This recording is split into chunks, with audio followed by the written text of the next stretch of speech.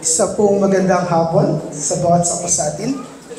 At sa pagpapatuloy po ng ating pong pag-aaral sa ating pong Vesper Service, gamit po ang isa pong kapahayagan ng pananampalataya, ang Belgic Confession of Faith. Tayo po ngayon ay mag-aaral kung paano po natin dapat inuunawa o uunawain yun pong Article 18. Ngayon po, kung tayo po ay magbibilang ng araw, ngayon po ay August 24, August 24, August 25, 26, 27, 28, 29, 30, 31. After po nun, September 1. At kapag pumasok na po ang September 1, tayo pong mga Pilipino, meron na po agad unang papasok sa ating isipan. It's Bear Month. At kapag sinabi natin it's Bear Month, ito na yung oras na magbibilang na tayo ng araw kung kailan darating na ang pinakapaborito nating okasyon, ang Kapaskuhan. Bilang isang mananampalataya, meron po tayong pagtingin na iba po sa pagtingin ng karamihan kung bakit po natin masayang ipinagdiriwang ang Kapaskuhan. Ang ating pong dahilan, dahil ito po yung oras at pagkakataon natin upang alalahanin, balikan yung pagkakataon in the history na nung nangako ang Diyos sa ating unang ninuno na si Adan at si Eva na kanya pong ililigtas ang sangkatauhan. Dahil ang ating pong tinitignan sa bawat pagkakataon na iniaalala natin ang Kapaskuhan, ito ang kapanganakan ni Jesucristo, ang aking Panginoon, ang aming tagapagligtas.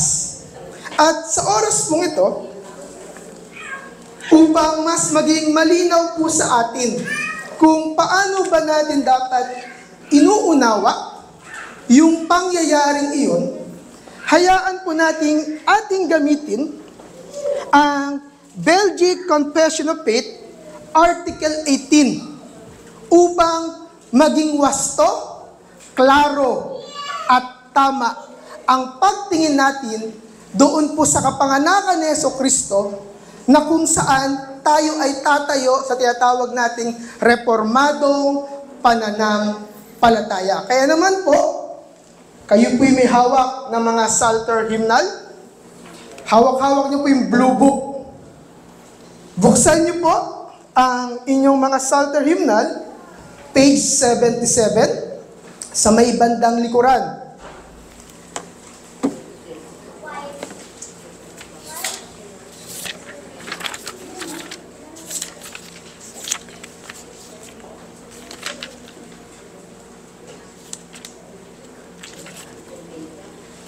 At ngayon po ay atin pong sama-samang basahin ang Article 17 na meron pong title head, The Incarnation of 18. Humihingi po ako ng paumanhin. Article 18, The Incarnation of Jesus Christ. We confess, therefore, that God has fulfilled the promise which He has made to the fathers by the mouth of His holy prophets, when He sent into the world, at the time appointed by Him, His own only begotten eternal Son, which took upon Him a form of a servant and became like unto man, really amusing the true human nature with all its infirmities, sin expected, being conceived in the womb of the Blessed Virgin Mary by the power of the Holy Spirit, without the means of man, and did not only assume the human nature as to the body, but also a true human soul, that he might be a real man. For since the soul was lost as well as the body, it was necessary that he should take both upon him to save both. Therefore we confess, in opposition of the heresy of the Anabaptists, who denied that Christ assumed human flesh in his mother, that Christ partook of the flesh and the blood of the children, that he is a fruit of the loins of David after the flesh, born of the seed of David, according to the flesh, born of the womb of Mary, born of a woman, a branch of David, a shoot of a root of Jesse, sprung from the tribe of Judah, descendant from the Jews, according to the flesh, of the seed of Abraham, since he took on him a seed of Abraham, and was made like unto his brethren, in all things sin accepted. So that in truth, he are Emmanuel, that is to say, God with us. At upang ating pong maunawaan kung ano po yung malinaw na ituturo nitong kapahayagang ito ng pananampalataya, atin pong gagamitin ang isang mensahe mula po kay Reverend Jörg Bahema na may pamagat po na God came down. At ito po ay merong 3 puntos na kung saan ipauunawa sa atin ng malinaw kung paano po dapat natin inuunawa at nauunawaan yun pong pagdating dito ng anak ng Diyos. Ang una po, God the Son came at the right time. Pangalawa, God the Son came in our human nature. At pangatlo, God the Son came through the perfect way. At bago po natin simulan, tayo po ay dumulog sa ating pong Panginoon, tayo po ay manalangin. Dakila pong Diyos, aming Ama, pinupuri, nilulahati, dinadakila at sinasambakan namin. Sa oras pong ito, kami po muna ay nagpapalinis na aming sarili, humihingi po ng tawad dahil sa oras pong ito, pagtatakhan namin, unawain ang hiwaga patungkol sa iyong bugtong na anak. Salamat sa biyaya mo dahil pinahayag mo ito sa iyong pong banal na kasulatan at gumamit ka ng mga tao na may takot sa iyo upang ipaunawa ang mga katotohanan po dito. Kaya hayaan mo po sa amin pong pagtalakay ang iyong banal na spirito ang patuloy magministeryo sa amin. Turuan kami, ipaunawa sa amin ang mga bagay na dapat po namin maunawaan. At humantong kami sa pinakadahilan at natatangi lamang dahilan kung bakit kami nag-aaral ng iyo pong salita. Upang kami humantong sa tunay, totoo, wastong papuri at pagsamba sa iyo. Sa iyo po, Ama, ang papuri, luwalhati at pagdakila sa pangalan po ni Jesus na amin pong Panginoon. Amen. Atin na pong pag-usapan. Una po, God the Son came at the right time. O ang Diyos anak ay pumarito sa nakatakdang panahon. Hindi ko po gagamitin yung salitang sa tamang panahon kasi bibigyan ko po ng emphasis yung salitang nakatakdang panahon. At mamaya po mauunawaan natin bakit yun yung pagtatagalog ko doon po sa salitang right time. Na pwede ko naman pong itagalog doon po sa salitang tamang panahon. Kung titignan po natin, doon po sa article na ating binasa, binabanggit po doon ni Guido de Bray, the time appointed by Him.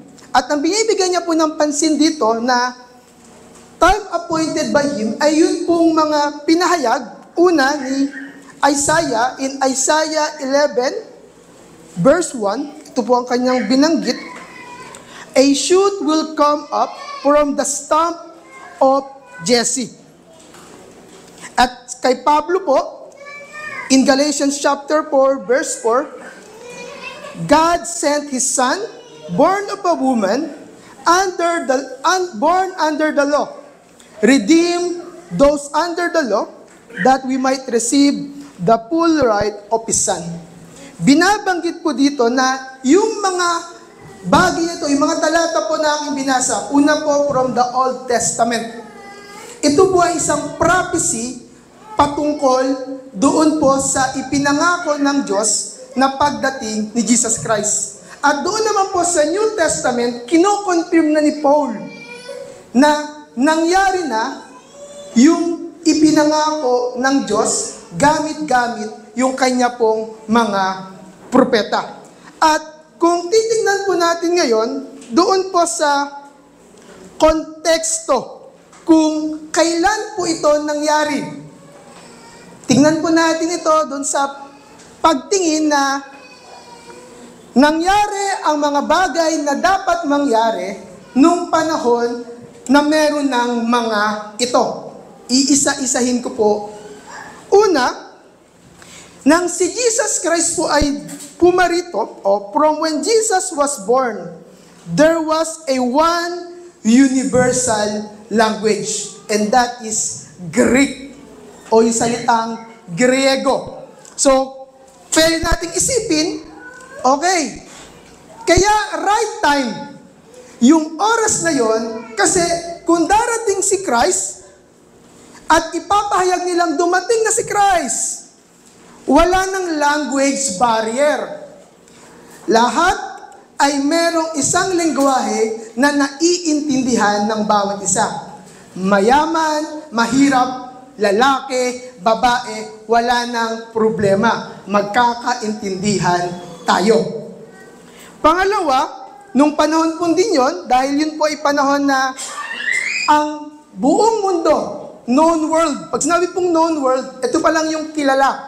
Hindi ibig sabihin nun, wala yung iba pong mga civilization, kundi ito yung pinakakilala in the history. Alam po natin na ito po'y era ng isang dakilang empire, the Empire of the Roman, o yung Great Roman Empire. At dahil po roon, meron po silang ginawa.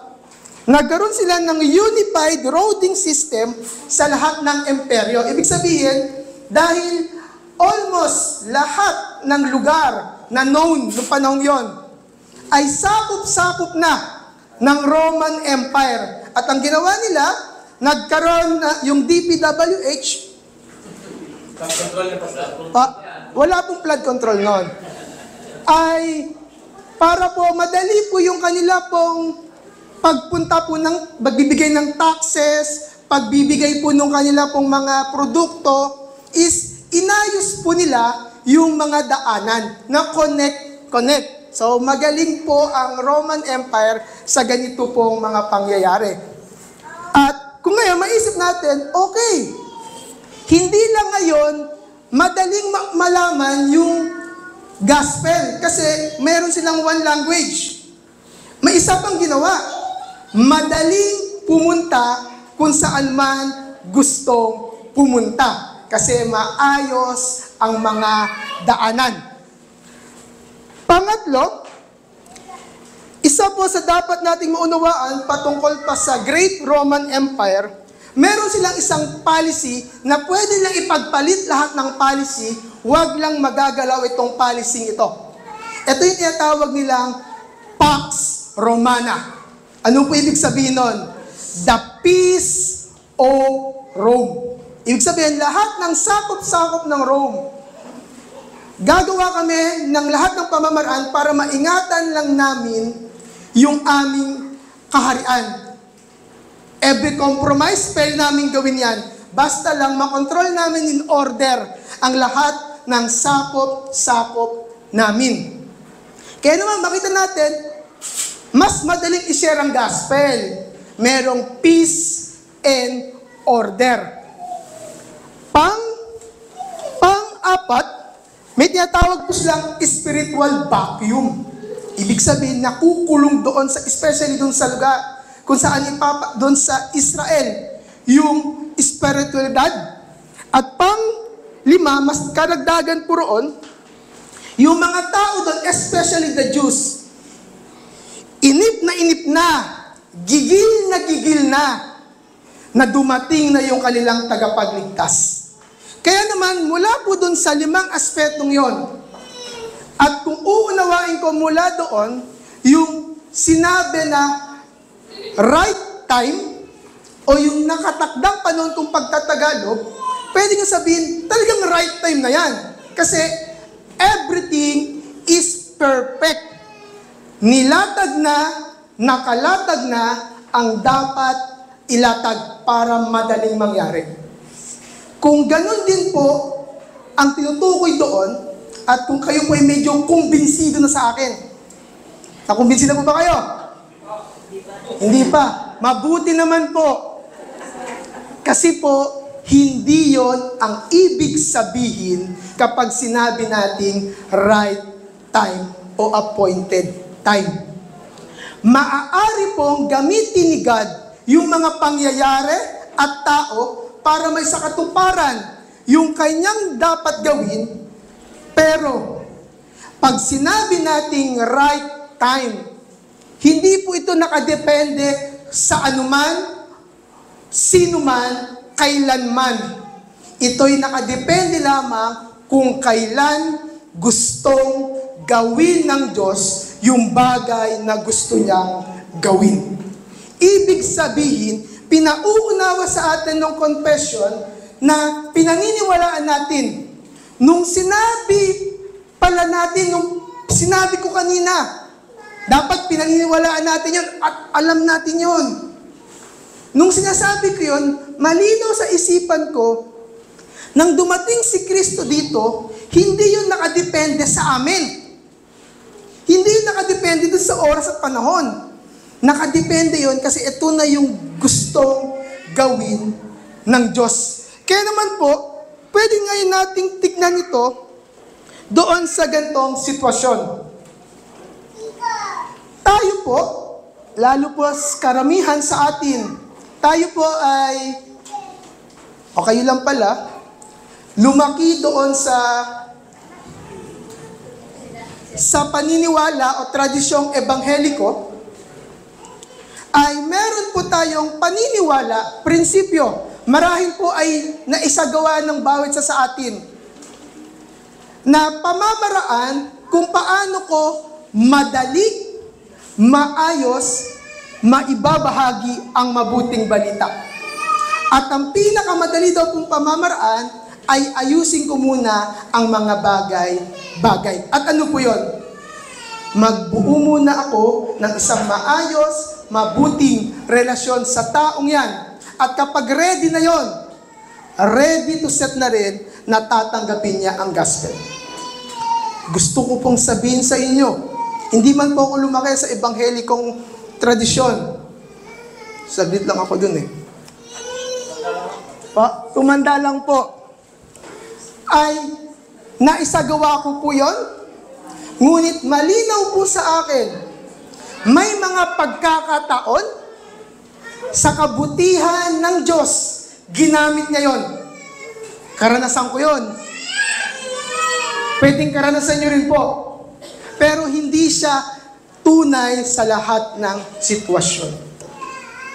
Kasi pinauunawa lang sa atin na yung pagdating ni Kristo o yung ating kaligtasan ay isang bagay hindi nakadepende kanino man, nakadepende lamang doon sa Diyos na nagsabi at gagawa ng pagliligtas na iyon. Pangalawang katotohanan makikita natin doon, dahil meron pong exact date, pinauunawa sa atin na yung ating paniniwala ay tunay na nangyari o ito ay isang bagay na totoo. Ako naman po ay tunay na sumasang-ayon kung meron pong mga kritiko na magsasabi na ganito. Hindi naman talaga Disyembre, hindi rin naman talaga 25, yung araw kung kailan siya pinalak. Hindi na po ako makikipagtalo doon. Pwede pong tama sila, pero pwede rin namang yun. Hindi ko po inaral na masyado yun. Hindi ko po nakita yung sense para alamin ko pa yung exact date. Pero malinaw sa akin at dapat maging malinaw sa inyo, tunay na nangyari yon. At dahil tunay na nangyari yon, pagsamahin natin yung dalawang itinuro sa atin. Una, ang Diyos ang gumawa. Nangyari ito, totoo. Ngayon, sinasabi lang sa atin, yung unang bahagi ng mabuting balita na dahilan kung bakit ka naligtas ay totoo. Kaya naman, mapanghahawakan mo ngayon yung kaligtasan mo. Kasi ikaw ay naniniwala na ang gumawa ay ang Diyos at yun ay isang tunay at totoong pangyayari. Sa pagpapatuloy po, yung ikalawa, ay binabanggit po sa atin na ito pong anak ng Diyos na pumarito o yung God the Son came, nangyari po ito in our human nature. Ulitin ko po. Yung pangalawa, God the Son came in our human nature. Ang ibig sabihin lamang po, yung anak po ng Diyos ay pumarito at siya'y naging tao. Bibigyan ko ulit ng emphasis yung ginamit kong salita. Kanina po, binigyan ko ng emphasis yung nakatakdang panahon. Kasi binigyan ko po ng emphasis kasi yun yung itinakda ng Diyos. Ngayon naman po, ang binigyan ko emphasis sa Tagalog is yung naging. Hindi ko sinabing nagkatawan, hindi ko rin sinabing nagbihis. Kasi bibigyan ko po ng emphasis yung katotohanan tunay siyang naging tao, puro at kompleto. At ito yung binabanggit sa atin ng confession, na yung anak ng Diyos, which is si Jesus Christ, the Verb, ang salita, nung kanya nang isasagawa ang dapat niyang gawin, tunay na siya ay naging tao. Ano ang ibig sabihin nun? Ang ibig sabihin po ba nun na dahil siya ay naging tao, nawala yung kanyang pagka-Diyos, tao na siya? Yung po ba ang ibig sabihin nun? Hindi. Ang ibig sabihin nun, nanatili yung kanyang pagiging Diyos at nadagdagan siya ng isa pang panibagong kalikasan. Yung kalikasan ng pagiging tao. Nang ibig sabihin, nagkaroon siya nung hindi siya. Ulitin ko po, medyo magulo yun na, pero ito yun. Nagkaroon siya nang hindi siya. Ano ibig sabihin nun? Yung isang tao na mababa, which is merong weakness, dinagdag ng Diyos anak yon sa sarili niya. Tunay at totoo. At ito pong bagay pong ito ay meron akong itatanong sa atin. Pero wag na po kayong sasagot. Nauunawaan niyo po ba yung sinabi kong yun? Na si Kristo, sa kabilang siya'y isa, merong dalawa.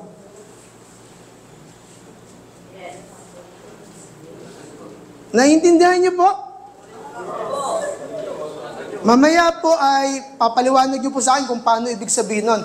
Kasi po ako, literally, hindi ko po yun nauunawaan.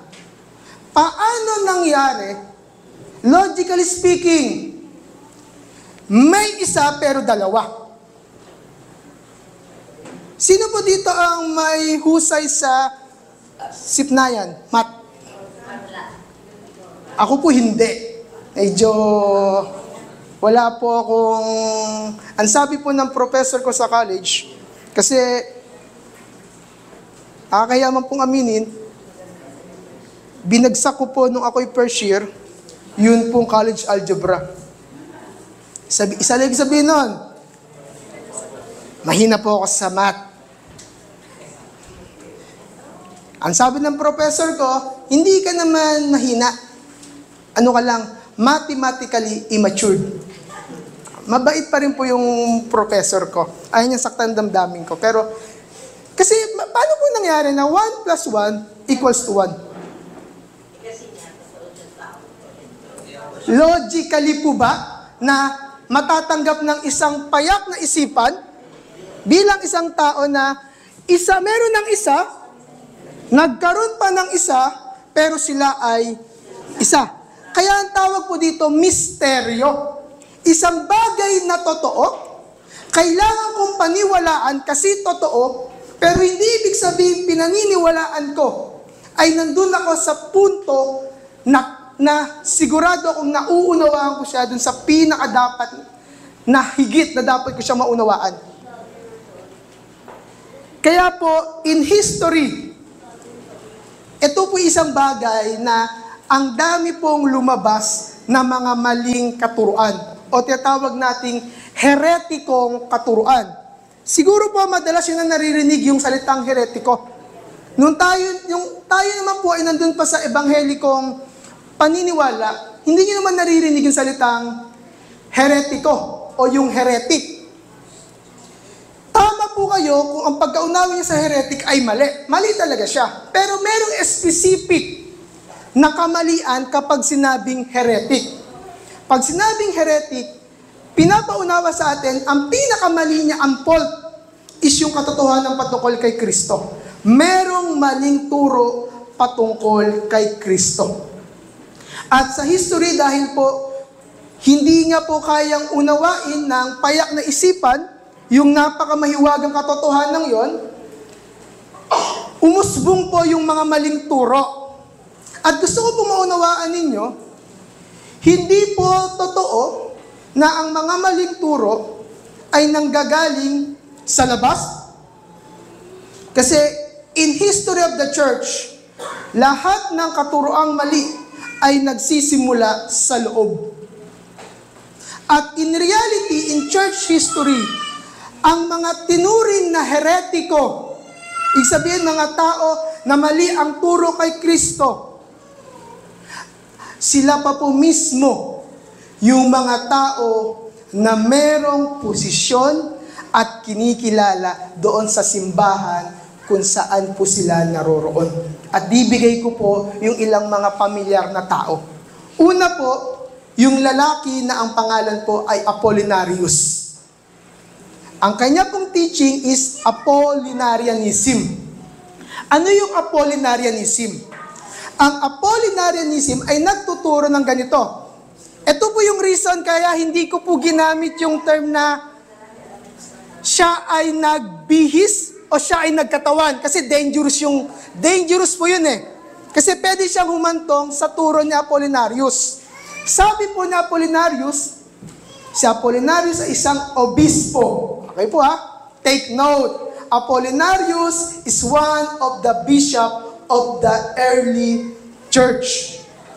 Ang sabi ni Apollinarius, para maunawaan natin ng tama, yung 1 plus 1 equals 1 ay ganito. Totoong si Christ ay may katawan, si Christ ay may soul, but His mind is totally controlled ng kanyang divine nature. Ano ang problem doon?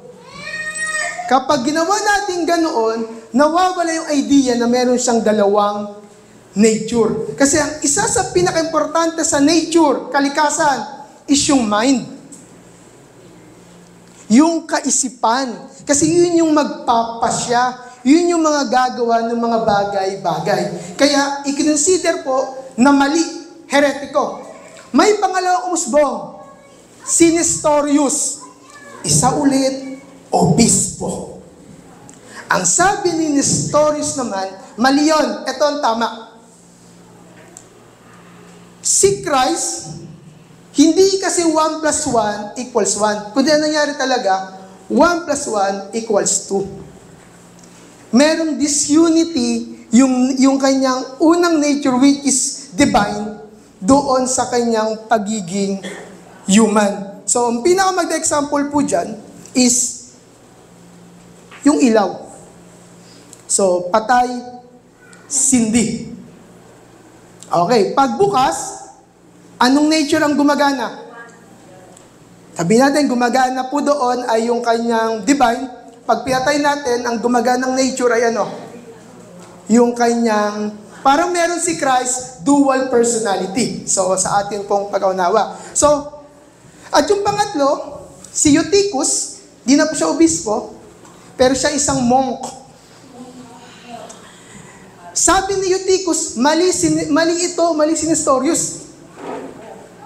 Mali siya ng pagkaunawa. Kasi ang tamang pagkaunawa ay ito, monoposit. Ano ibig sabihin nun? Ang sabi ni Eutychus, yung kanyang, kaya yung naging 1 plus 1 equals 1 kasi nagsama talaga yung dalawang 1. Nag-mix together. Ang problem doon, kung yun ay nag-mix together, tao pa ba si Christ? Hindi na. Diyos pa ba si Christ? Hindi na. Kung kayo ay mahilig po sa mga Greek mythology, kung nagbabasa kayo ng Greek literature, para siyang si Percy Jackson, kung nagbabasa po kayo ng librong Percy Jackson, o kung kayo ay batang Disney, para siyang si Hercules, anak ni Zeus, anak na yan, no? O kung kayo ay gamer, para siyang si Kratos. So, nasaan man kayong side doon? Puro geek yung tinukoy ko. Yun yung tinutukoy niya roon, na nag-mix together. Ito po ay lahat ay mali. Kaya naman, para po solusyonan ito, ang church ay nagkaroon po ng isang council. Okay. Ito yung reason kung bakit nagkakaroon ng council in the church. Bakit nagkaroon ng Jerusalem Council in Acts? May problem. At yun lang din yung purpose, bakit nagkakaroon ng council noon. Para solusyonan kung ano yung problem. At dun sa nangyari yon, meron silang nabuo. Ang nabuo po nila, tinatawag po nating Chalcedonian definition. So, gusto ko sanang basahin, pero mahaba. I-google nyo po mamaya, Chalcedonian definition, pero tinutukoy lang po doon is yung doctrine ng hypostatic union. Na binabanggit na ang tamang paniniwala, kahit hindi siya mauunawaan ng ating payak na isipan, si Jesus ay iisang person, sa kabila nun, meron siyang distinct na dalawang nature. Isang pagka-Diyos at isang pagkatao. Na kung isusulat ko siya, pag tinanong tayo, kung isama po natin to pass sa interview, importante po to eh. Pag tinanong kayo, what is the nature of Christ? Ang dapat pong sagot ng bawat CRC sa ito, God dash man. Siya ay Diyos dash tao. Ibig sabihin, pag nilagay natin in grammar yung dash, yes, isa yon. Pero pinauunawa natin magkaiba iyon. Kaya naman po, ano po yung bagay na makikita natin? Bakit binigyan ng emphasis to? Especially doon po sa creed o doon po sa confession na nangyari. Nagbigay po talaga si Guido de Bray ng isa pong radical reformers doon. Yun pong mga Anabaptists. So pag sinabi natin Anabaptists, from their name, rebaptize. Nagbabautismo ulit sila. At kaya siya tinawag na radical, masyado pong extreme yung kanilang doctrine. At isa po sa kanilang doctrine na nilalabanan ng ating confession na ito, sasabihin po nila na hindi naman talaga nagmula itong si Christ o si Jesus kay Mary. Wala silang relation. Kasi hindi nga daw pwede na magmula si Christ kay Mary. Kung si Christ ay magmula kay Mary, makukuha ni Christ. yung sinful nature nitong si Mary. Kaya ngayon, dahil hindi nga may mga question ganun, hindi maunawaan, ano ang ginagawa? Lalabagin na lamang ang mga katotohanan. So, mula po dito, isang bagay pong una nating dapat maunawaan, ano yung importansya ng creed and confession. Nagkaroon po ng Chalcedonian definition, wala po yun dati wala po yung Chalcedonian definition. Nagkaroon lang yon, bakit? May maling turo. At para maitama yung turo, dapat meron tayong standard kung ano yon. Kasi in reality, lahat po ng heretic teaching, mula pa noon, yun pa rin yung heretic teaching magmula ngayon. At para ngayon ma-protect ang church, yung purity ng doctrine, meron tayong pinanghawakang creeds and confession upang maging bakod ng church kapag may papasok at kung merong susulpot, sisipain agad natin palabas. Kasi meron tayong safeguard. May mag-iingat doon sa ating paniniwala. Una, meron tayong isang paniniwala at meron tayong mag-iingat doon sa ating pinaniniwalaan. At para po ngayon, masolusyonan yung problem. Kasi ang pinaka-problem ay paano natin maiaalis yung sinful nature kay Christ kung siya ay galing kay Mary. Meron pong isang nakakatuwang doktrina, narinig ko lamang to nung ako ay nadestino sa Bacau. Nakakatawa po siya pero nakalulungkot kung may mga naniniwala. Ang sabi raw po ng isang tagapagsalita na nagsalita roon, para si Christ daw po ay walang pusod. Ang nakarelate ng mga taga-Bacau. Bakit po niya inalis yung pusod ni Christ? Kasi alam natin, yun yung nagko-connect sa bata at doon sa mother. Tama po ba? Tama ba yun, Ezra? Na yun nagko-connect? Tama, no? Tama, kumuha po ako ng medyo expert doon. Di ako expert doon eh. At ngayon, binabanggit po sa atin na nagsabi nun, yun yung ano. Ngayon, kung walang pusod si Christ, wala tayong problema. Tama po ba? Kasi walang pagmumulan. Pero ito yung question ko po sa inyo. So, kung si Christ may walang pusod, tao po ba si Christ? Siyempre hindi. Madidipit ulit yung purpose na dapat natin maunawaan. Kaya paano natin ngayon lilinawin yung doktrinang yon ay sasabihin niya sa atin itong sermon po ni Reverend Bayema ay yun pong Son of God na pumarito na ang suot ay yung human nature. Siya talaga yung nagkaroon ng human nature ay ito yung God the Son came, yun pong pagkakaroon ng human nature came through the perfect way. Paano magiging perfect? Aalisin natin lahat ng pwedeng maging problema. Pero may problema pa rin, mamaya discuss natin.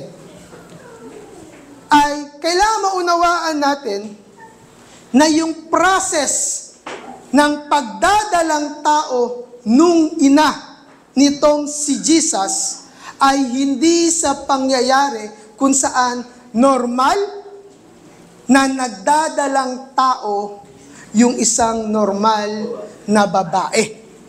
Anong ibig sabihin ko po ron? Alam po natin, wala po itong mali siya. Nagkakaroon po, nabubuntis ang babae through sexual intercourse. Wala po mabubuntis na babae nang walang nangyayaring sexual intercourse. Maliban kay Mary.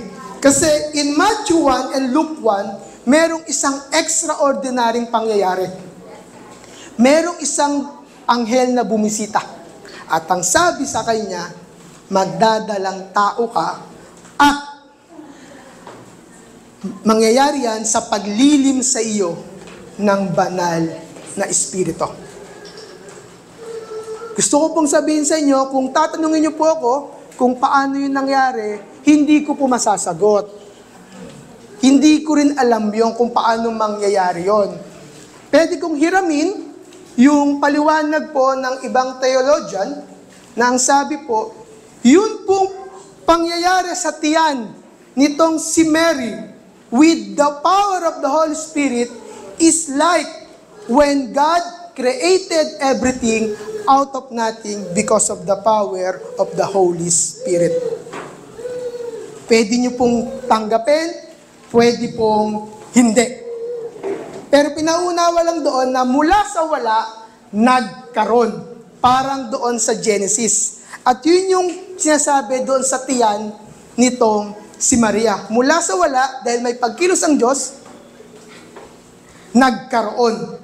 At dahil ngayon, hindi siya nangyari doon sa natural na pangyayari, ang mangyayari po ngayon, maiaalis sa kanya yung salot at sumpa na mamanahin ng lahat ng tao na magbubuhat kay Adan.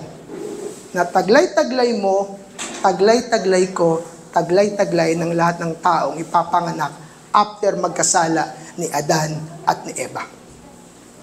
Ito yung question. Kapani-paniwala po ba yun?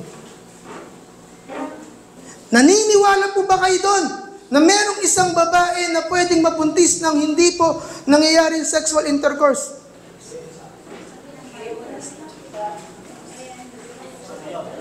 Sino po dito ang may asawa, nasasabihin na asawa niya, ako'y nagdalang tao.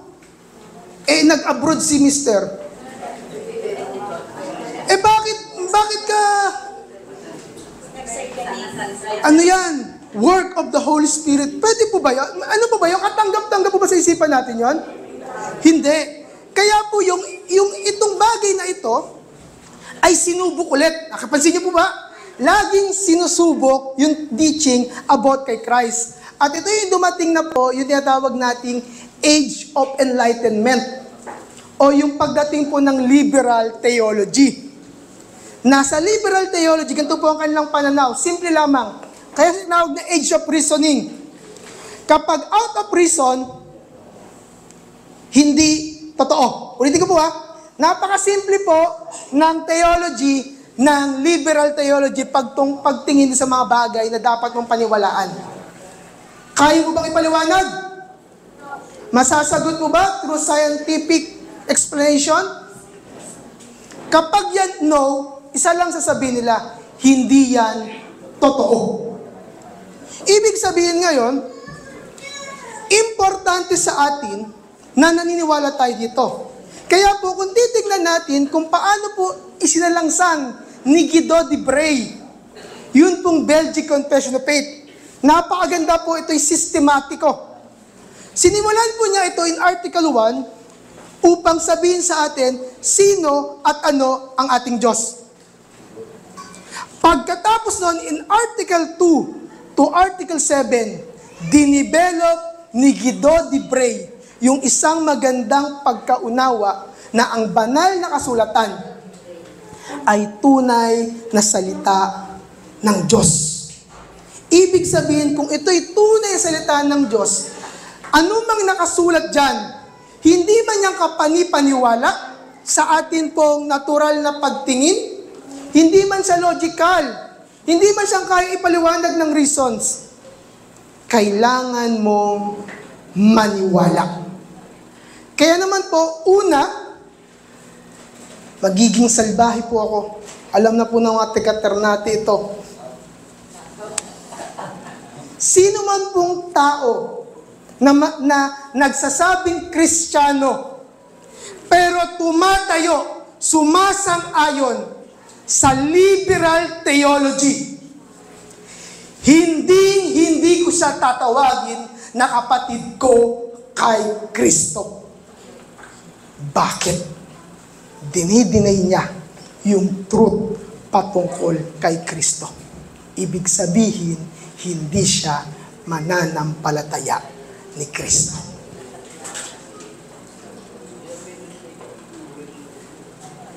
Pangalawa, mula po dito, pinauunawa lamang sa atin na yung ating pong pananampalataya ay isang bagay na mahiwaga. Pag sinabi ko pong mahiwaga, hindi ibig sabihin nun ay wala kang proof. Okay po ha? Hindi porket sinabing mahiwaga is maniniwala, sabihin, may nagturo sa inyo, ganto yan. Hindi namin maunawaan. Kasi yan ay mahiwaga. Huwag po kayong maniniwala.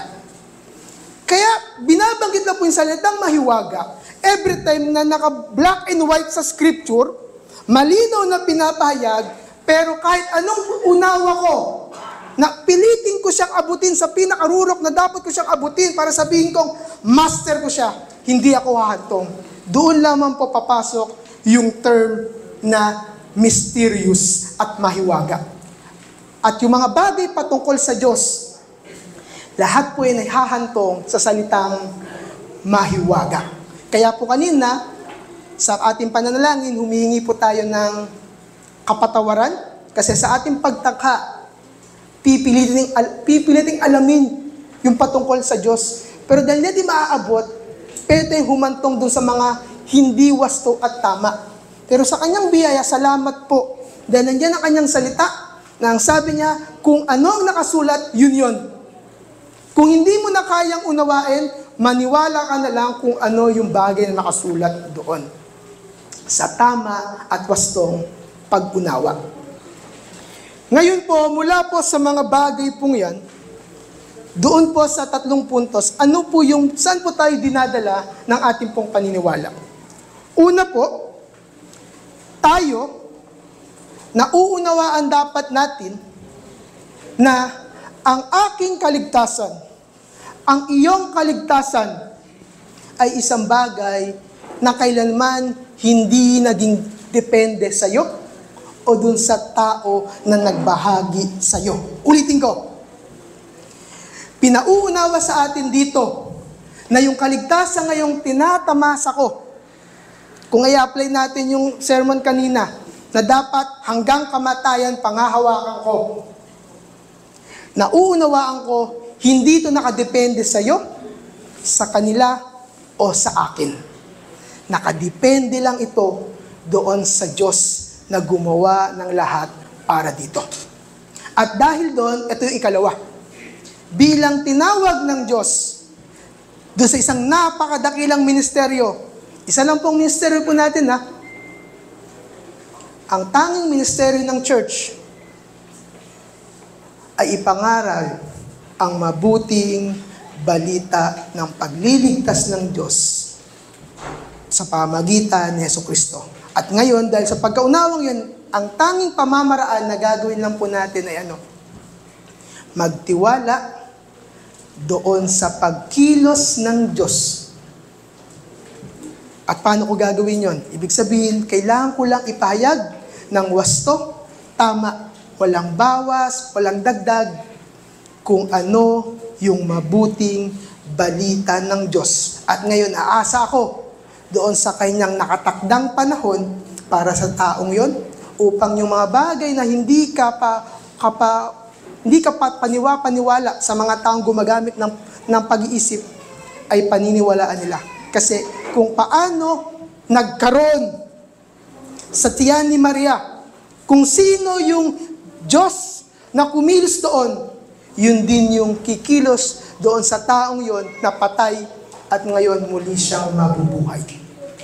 Kaya po mga minamahal na kapatid, nawa sa bawat pagkakataon na ating pong inuunawa yung kapanganakan ni Kristo, nandun tayo sa pagkaunawa na ang kapanganakan ni Kristo na simula ng gagawin ng Diyos na pagliligtas sa kasaysayan ay isang pangyayari na dapat ko laging titignan na ito ay isang kamanga-manga, at dahil ito'y kamanga-manga, dadalhin ako sa dahilan kung bakit ako nag-aral. Purihin, sambahin, dakilain ang Diyos na nagligtas sa akin. Yun lamang po, at tayo po'y manalangin. Dakilang Diyos, aming Ama, purihin ka, dakilain ka. Salamat sa iyo pong mga salita Salamat dahil mula po sa Belgic Confession of Faith, binigyan nyo kami ng wasto at tamang pagkaunawa kung paano po namin dapat unawain ang kapanganakan ni Jesucristo. Kaya naman po, Ama, patuloy mo kaming dalhin doon sa pagkaunawa na ito ay tunay na pagkilos lamang ng Diyos. Kaya naman po, ang papuri tuwalhati ay para lamang po sa Diyos. Ito po ang samod dalangin sa pangalan po ni Jesus. Amen.